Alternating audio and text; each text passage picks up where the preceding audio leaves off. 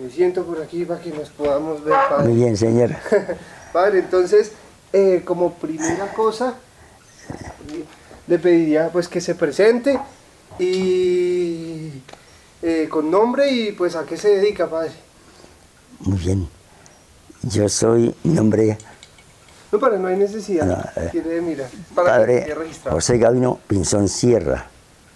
Soy nacido en El Socorro y ya tengo 47 años de sacerdocio. Fui ordenado por el Papa Paulo VI en el primer Congreso Eucarístico que se hizo en Colombia, o sea, el 39º en ese año.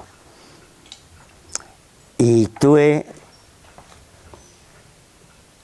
soy actualmente párroco aquí en el Palmar.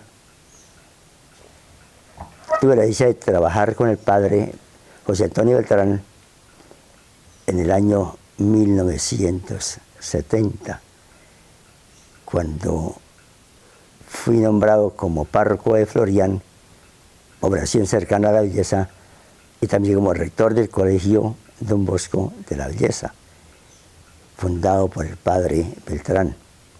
Padre, y coménteme cómo fue el día en que conoció usted al padre Beltrán, cómo recuerda ese día y qué impresión le dio cuando vio a ese padre tan bajitico. Así como conocerlo, que un día especial no recuerdo, porque como sacerdote, que él era de la diócesis de Socorro San Gil, y yo también, él de los mayores, y yo apenas iniciando en esa época, lo conocía en el trabajo pastoral, en los encuentros.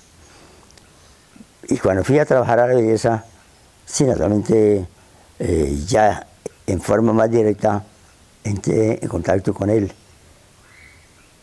Lo conocí y ya lo había mirado como sacerdote muy sencillo, humilde, muy trabajador, un gran misionero, preocupado siempre por la educación de la niñez y la juventud.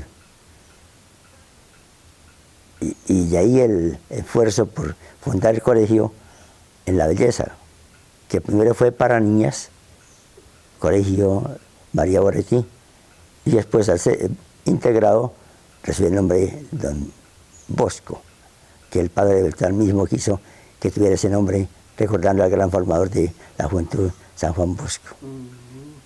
Padre, ¿y usted cómo era su relación con el padre Beltrán? Digamos, de amigos, colegas. Naturalmente, la relación fue muy cordial. Él era el párroco de la Belleza y yo, rector del Colegio de la Belleza, fundado por él. Y al mismo tiempo ejercía yo como párroco de Florián, población cercana.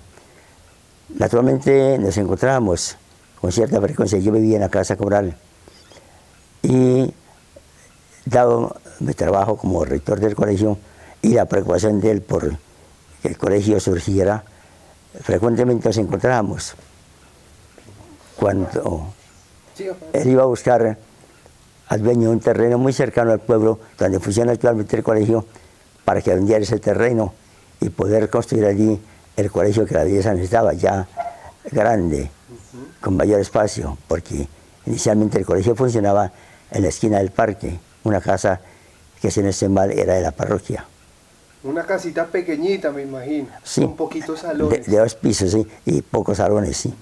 Padre, y digamos, con toda esta violencia que hubo en ese tiempo, entre liberales y conservadores, ¿no hubo problemas entre La Belleza y Florián, al ser uno liberal y el otro conservador? Sí, había habido problemas. ¿Y cómo los Y manejaron? naturalmente yo, al llegar como párroco de Florián, rector de la Belleza, tuve al principio que tomar actitudes muy cordiales y favorecido que llegó a la Belleza, después del padre Beltrán, un párroco, José Horacio Garzón, que había querido mucho en Florián, lo había sido, y ese mismo facilitó el acercamiento entre los dos pueblos. Y trabajamos cordialmente. Sin embargo, cuando llegué a Florián, la gente se sintió un poco incómoda porque yo tenía que ir a la Belleza. Pero, sin embargo, continué ese trabajo y al final las relaciones fueron muy cordiales entre los dos pueblos. Pero con el padre Beltrán siempre fueron relaciones muy de colegas, aunque él siempre me llevaba unos años como sacerdote, Yo apenas empezaba y él ya llevaba una experiencia mayor. Como más o menos unos 10, 20 años por ahí. Por ahí más o menos, sí. Sí. Pero nos entendimos bien. Y él salía a su trabajo pastoral en las veredas, y ahí en el pueblo también asistía, pero nos encontrábamos cuando las circunstancias facilitaban. Yo estaba los primeros días de la semana en La Belleza y luego bajaba a mi parroquia Florian. Pero siempre nos entendíamos y comentábamos la situación. Yo lo acompañaba a veces al encuentro con el dueño del terreno que él quería conseguir. El del colegio, el de ahorita. Sí, yo recuerdo que por las tardes él me invitaba a hablar con ese señor dueño del terreno. Y veía en él, el padre Beltrán, ese carisma, ese anhelo, como esa esperanza de que pronto le vendiera el terreno para el colegio. Yo no alcancé a ver esa experiencia de que dijeran el sí y el negocio, pero sí, posteriormente he visto la obra grande del colegio ya en su nueva edificación. Padre, ¿y eso fue un proceso de cuántos años? Como el instaurar el colegio a lo que es ahorita. Yo creo que eso lleva... Yo estuve allá en el año 1970, estamos en 2015, y ya el colegio llevaba un periodo como de 10 años, ¿sí?, de existencia. Entonces, un proceso largo, pero que poco a poco también con la colaboración de la comunidad de La Belleza y de quienes estuvimos al frente del colegio, se fue logrando. Naturalmente, perdón, Sí. Naturalmente apoyando el anhelo del padre Beltrán. Y digamos, a mí me han dicho que el padre Beltrán, si era el caso, o sea, si era necesario, sacaba dinero de su propio bolsillo para subsidiar cosas del colegio. Muy cierto. ¿Sí? Sí, él tenía sus recursos. A veces la gente creía que él invertía así, pero él tenía sus recursos y los aprovechaba para la educación. Y él le ayudó a varios jóvenes de ese entonces para que pudieran estudiar. Y no solamente en La Belleza, sino fuera de La Belleza. En ese entonces, cuando yo estuve en 1970 y hasta el 71, los que se graduaron como bachilleres básicos, en ese entonces, 1970, él algunos apoyó para que fueran a Bucaramanga a estudiar, continuar estudios en el SENA y en otras instituciones. Padre, y que digamos, de los detalles de la personalidad del padre Beltrán, ¿qué es lo que más recuerda a usted? Que me han dicho que era un hombre serio, que digamos, como buen santanderiano, que era serio, pero no era bravo, que él nunca se peleó con nadie. No, sí, seriería en su forma de ser, callado, cordial, sí, pero así de actitudes violentas o No. mal genio, maltrato a las personas, no. Él estaba en controversia con alguien, no se ponía a pelear, era muy cordial. Es un hombre muy, muy noble. Ahí se vislumbraba, por su forma de ser, un santo, muy sencillo, sí, dedicado. Me preocupa, diría, me llamó la atención que ese recorrido que él hacía por la región del Cararia, Oponi, él se preocupaba también por los aspectos litúrgicos. Yo más tarde estuve trabajando en misión en esa región donde lo mataron a él, por ese sector. Por el Cararia. Y me llamó la atención que presente en pueblos como La Aragua, San Juan Bosco, en ese entonces tuviera los libros litúrgicos, los propios y grandes, bien presentados en esas capillitas. Cuando a veces las parroquias las tenemos, él ya los tenía allá. Eso me impactó mucho porque la preocupación por la liturgia. Y él era un sacerdote itinerante. Allí está, él me decía que ya la guerrilla, eso volviendo al año más o menos 80 tal vez, sí, él decía, 80 y pico, él decía que la guerrilla quería contradecir sus planes, ¿sí? Y por eso trataba de despistarlos.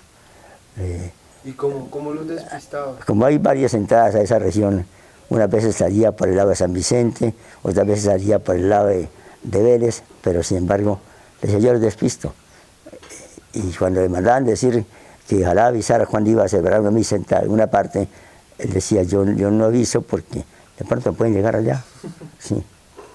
Los despistó mucho tiempo, pero ahora de verdad no logró esquivarlos, porque presente la guerrilla lo perseguía a él por trabajar especialmente en esa región, y diría en San Juan Bosco, ese contorno. Padre, y a mí me comentaron que a partir de la muerte de él, la misma gente de esa zona sacó a la guerrilla, que él funcionó como algún tipo, como un mártir para que la gente se tomara esa zona. ¿Usted qué conoce sobre esa versión, padre? No me consta nada, ni a favor ni en contra. Entonces estuve trabajando para allá, pero ese aspecto ya no lo conocí, pero no se me hace extraño, porque la misma misión, la sangre derramada por él, seguramente fue fruto para que hubiera un ambiente de paz y de liberación de ese sector. El que muy bien conocía esa situación, el padre Eduardo Rodríguez, que trabajaba con él. Sí. Padre, y a mí pues mucha gente me habla de él con su armónica, con la dulzaina. ¿Usted se acuerda de él cuando él tocaba, cuando lo interpretaba? Recuerdo que ahí estando en La Belleza, pues yo estuve con él en 2 momentos, diría, directamente en La Belleza, y más tarde, como decía, en la región de Lopón, un programa que hice yo con las religiosas franciscanas desde el Instituto del Páramo, de liderato social, y allá nos encontramos en la región del Cararé-Pón. Sí, en La Belleza, por ejemplo, recuerdo por las tardes, algunas veces prendía los micrófonos de la parroquia y empezaba a tocar su dulzaina, llamando para alguna reunión o para otra cosa. Sí. Él llamaba a misa con la a veces prendía, sí, era así. Le gustaba mucho. Eso como el deseo de ser caminante, misionero itinerante, diría. Y él andaba con su mula, o a veces el macho que llamaba el abejón, pero él andaba. ¿El abejón se llamaba? Se llamó un macho que él tuvo, lo llamaba así el abejón. ¿Y por qué se llamaba así, padre? No sé por qué le puse ese nombre, pero él, sí. Y él andaba seguro. Y ya le decían que si quería comprar el carro, que no, él más bien seguía así, en esa forma. Que era el 4 cilindros. El caballo. No había que sale así como gasolina, sino más bien agüita. Padre, ¿y usted recuerda las canciones que él interpretaba en la dulzaina? Eso sí no recuerdo. No. ¿Pero a él le gustaba también cantar o únicamente tocaba su armónica? Creo que tocar más bien, sí. No recuerdo el canto, sí. Padre, digamos, bueno, yo le comento, hay una idea que tenemos con el equipo, que es hacer un pequeño cortometraje, contar una parte de la vida del padre. No sé si usted recuerde alguna anécdota que le haya pasado a usted con el padre o que haya escuchado, pues digamos que le gustaría resaltar para que se contase en esta... No recuerdo, pero sí diría algo en conjunto y como síntesis de la labor de él, y una gran preocupación fue el deseo de ayudar a la niñez y a la juventud para que se educaran, para que salieran adelante. Y sé jóvenes a quienes él ayudó y se preocupó por su superación. Sí. Pero digamos, ¿usted recuerda algo que hayan vivido los dos? ¿Alguna pequeña, como algún viaje, alguna vez viajaron a algún lado? ¿O algo que les haya pasado? Así de viaje especial, no tanto. Yo cuando estuve en La Belleza, el compartir con él de una forma sencilla, que era acogedor, él se preocupaba más, diría, por las personas en su situación de educación que por la misma casa cural. La casa cural era pobrecita y él no diría como que decían algunos y hasta criticaban porque no arreglaba esa casa, pero él ante todo el interés era ayudar a la juventud a salir adelante. Él nunca, digamos, ambicionó nada. Creo que como ambición personal, no. Tal vez la ambición de poder ayudar a quienes necesitaban y con la educación. La ambición de él cuando se inició el colegio era tener un buen edificio para el colegio, eso sí me consta. El gran deseo, la insistencia para que el colegio saliera de esa sede que tenía ahí en la esquina del parque y tuviera una buena obra allá sobre una colina y cerquita de la Belleza, donde funciona actualmente. Padre, y una pregunta que sí, pues que sí es bastante importante. ¿Usted cómo recuerda el día en el que se enteró sobre la muerte del padre? ¿Dónde se encontraba usted o quién le comentó? Me impactó bastante. Yo creo que en ese entonces, 1991, estaba de párroco en Guadalupe, Santander, estaba yo ahí. Por noticias, información de la curia, todo supe de la muerte de él. Me impactó bastante, muchísimo. No se me hizo extraño porque, por cuestiones, a veces uno veía y porque él comentaba que la guerrilla lo perseguía y lo llamaban el capellán de los sapos, eso sí le escuché a él, porque él iba a San Juan Bosco a ayudar a ese grupo que quería luchar contra la guerrilla. Él ayudaba a luchar contra ellos. Y sí, de repente a gente de San Juan Bosco quiso ayudarlos también a muchachos para que se capacitaran. Y sé que él también quería que muchachos vinieran al Instituto del Páramo, que es el Instituto de Formación de Agentes Pastoral, para que se formaran y para una capacitación. Entonces, digamos, esa podría ser la razón por la que lo mataron. De pronto sí. No puedo asegurar nada, pero de pronto sí, porque si yo le escuchaba a él cuando fui por allá a misión varios años desde el Páramo, con el equipo de trabajo que teníamos en el Instituto, religiosas, que él decía que tenía que esquivar a la guerrilla que lo perseguía. Y que por eso no celebraba en parte fija, porque una vez me recomendaron que le dijera a él que avisara con tiempo donde iba a hacer la misa. Decía, no, yo no puedo avisar porque me llegan allá. Y el término que ya mencioné hace un rato, que decía, yo los despisto, salgo por un lado, entro por otro, sin avisar, sin contar. Cuando salía a San Giro, Socorro, o esta región, a Bucaramanga, porque él también dirigenciaba mucho para la educación en su colegio. Padre, y usted, digamos, ¿cómo se imagina esa zona, la zona del Carare, por la Belleza, al día de hoy, si el padre no hubiese pasado por ahí? Digamos, si el padre Beltrán jamás hubiese estado en esas zonas, ¿cómo se las imagina ahorita o cómo estarían? No puedo decir porque es difícil, ya que metido así como párroco directamente estuve en un pocos momentos, pero sí, naturalmente, dos aspectos. La educación que va transformando las personas y los ambientes, y la belleza también sufrió una gran transformación con esa formación que quiso dar el padre Beltrán y usar esos centros de formación, como también el impacto de la vida de él. Usted sabe que la sencillez y la humildad entran suavecito como el agua, sin hacer ruido, y naturalmente todo eso, y más aún la sangre del padre Beltrán, como decía Tertuliano, la sangre de los mártires, semilla de cristianos, la sangre del padre Beltrán seguramente contribuyó, como usted preguntaba hace un rato, para la paz y también para el crecimiento de esa región, desarrollo integral de esa región. Porque él luchaba por el desarrollo integral, cambiar el muy amante del aspecto cooperativo, de servicio, de organización. Entonces eso mismo influyó. La educación diría ya formal, académica, y la educación informal mediante los diversos aspectos de capacitación del pueblo. Padre, y digamos, en el caso hipotético de que el padre siguiese vivo en este momento, ¿usted cómo se lo imagina? ¿En dónde estaría él? ¿Seguiría así errante como era?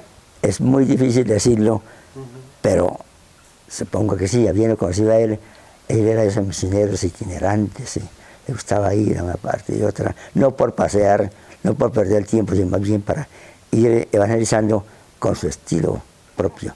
No era esos párrocos de grandes estructuras se movían de una forma sencilla. Un gran evangelizador con su testimonio, con su palabra sencilla, con su labor humilde. Padre, a mí me contaron una historia, doña Evangelina, una de las hermanas, que hay gente que lo sigue viendo, que se sigue apareciendo. ¿Usted qué piensa de eso? No sé, no puedo decir. Ahí sí ya la experiencia de cada cual, pero diría, por ese afecto que se le tenía y por ese impacto que causó la vida de él tan sencilla y su labor y la muerte, no es raro que alguien en su imaginación o en su sentimiento como que quiera verlo y lo vea ya en su imaginación. Pero diría, la sombra de él sigue no como una sombra de susto, sino una sombra de acompañamiento, de cariño, de presencia y de intercesión ante Dios por la gente por quien él trabajó durante su vida. Padre, y una última pregunta porque sé que tiene un poquito de afán. ¿Usted le gustaría volver a ver al Padre, si digamos en algún sueño? ¿Le gustaría encontrarse con él de nuevo? Claro que sí, pero como dice usted, en un sueño, porque ya no está en realidad, cuando toque ya en la eternidad, sí, en la gloria, pero sí, y diría, con él nos entendimos muy bien, cada cual en su propia situación y relación, y para el trabajo también, pero sí, qué bueno. ¿Y usted qué le diría en ese encuentro, Padre, en el momento en el que se vean? Primero, que Dios lo supo, Dios lo premió, le dio la corona que merecía, la corona del martirio. Se le dio no porque me hubiera alegrado porque lo mataron, no, sino que Dios le dio ese premio a él, dado el hecho de que su situación fue de gran servicio y un trabajo hasta en ocasiones poco reconocido, una labor como más bien como criticada en ciertos momentos, porque no era eso de mucho empuje, diríamos así, en los materiales o en edificaciones especiales, sino una labor sencilla. Desde el pueblo, una labor desde el pueblo. Sí, y sobre todo formando las bases para un futuro mejor, en la niñez y en la juventud, siempre con un espíritu cristiano. Él no fue eso de alborotos y cosas raras, sino con su sencillez y con el deseo de seguir los medios que yo le iba presentando, también salía adelante y formar una comunidad. Y como decía, puramente educativo, como también los demás aspectos de la promoción humana, social. Por eso estuvo también preocupándose por la naturaleza, diría, los árboles frutales. Él trabajó también, allí en el Hato, cuando fue párroco, yo alcancé también a estar en contacto con él. Él cultivaba mucho los árboles frutales, hasta me invitaba a que fuera al Hato a llevar frutas para el Instituto del Páramo, centro de formación de líderes traídos de las veredas, y donde él estaría un tiempo posterior, sin saberlo, y allí nos ayudaba. Sí. Él, con sus propias plantaciones. Sí. ¿Sí? Sí. Procuraba mejorar esas plantaciones y diría ayudar para que la gente se capacitara. Por eso creo que estuvo un tiempo en Israel, para allá un curso que hubo capacitándose para ello. Aprendió y vino a aplicar aquí y a enseñar. Bueno, Padre, muchísimas gracias. No, con mucho gusto. Yo sé que usted tiene un poquito de afán, entonces... Tranquilo, pero sí hace falta más. No, Padre, no se preocupe. Bueno, gracias. Sí. Que igual, pues no sé, la gente lo debe estar esperando en las veredas. Es una vereda, Peña Grande, a las 4 de estar allá en la vereda.